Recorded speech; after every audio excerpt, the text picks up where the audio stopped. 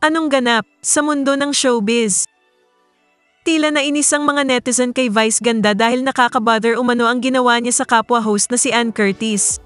Sa noontime show kasi nila, pinilit ni Vice Ganda na ipasabi ang nice ganda kay Ann Curtis, na kung saan sinabi niya ito sa kanyang commercial ng McDonald's na kalaban naman ang ine-endorso ni Ann na Jollibee. Sa pagsabing iyon ni Ann ay tila na conscious siya dahil baka nga mawalan siya ng kontrata. Nice! Ganda! Ganda! Pero Diba? Sabi mo nga, nice! Nice. Ganda! Ganda.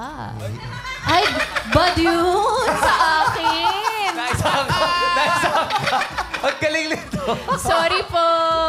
Pasensya na po kayo. Di ko po Bawi ka, bawi! Bawi ka! yun. Bawi ka, bawi! Bawi Bakit ka. ka naman sorry? Ang maganda lang naman yung sila. Wala ka naman sinabing Ikaw, pag masama. nawala ako ng kontrata. Pasensya na po kayo. Di ko po sinasadya. Napansin agad ito ng mga netizen at nainis kay Vice Ganda na anila ay hindi nilulugar ang mga banat na joke sa mga kasamahan sa noontime show. Matapos mabash si Vice, agad namang ipinagtanggol ni Ann si Vice at sinabing ganoon talaga sila magbiruan sa backstage. Morning everyone. Guys, kalma. No need for such negative energy. Vice and I are fine. It was a lapse of judgment on both sides. At least we can move forward and be careful. Ganyan ang biruan backstage. But syempre dapat iba pag on air.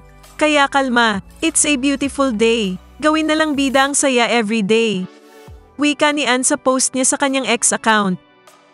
Samantala, nagpaliwanag din si Vice sa aniyay usual brandagulan moment nila ni Ann at nagsorry sa kanyang ginawa. Yes, it was lapse of judgment. It was our usual brandagulan moment na late niya na-realized so nasabi niya yung tagline ng di niya namalayan.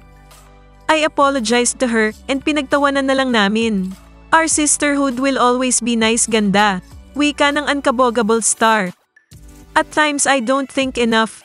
Sa kagustuhan kong magpatawa, bira ako ng bira, kaya minsan sablay. Sometimes I hate myself, pero ganun talaga, sa comedy man o sa real life talagang hit and miss. And we'll just have to try again. I put Ann in an uncomfortable situation. Wrong, sorry. Dagdag pa niya. Kung nagustuhan mo ang content na ito, huwag kalimutang mag-subscribe at i-click ang share, like, at mag-comment ng inyong opinyon. And favor naman po, please don't skip the ads.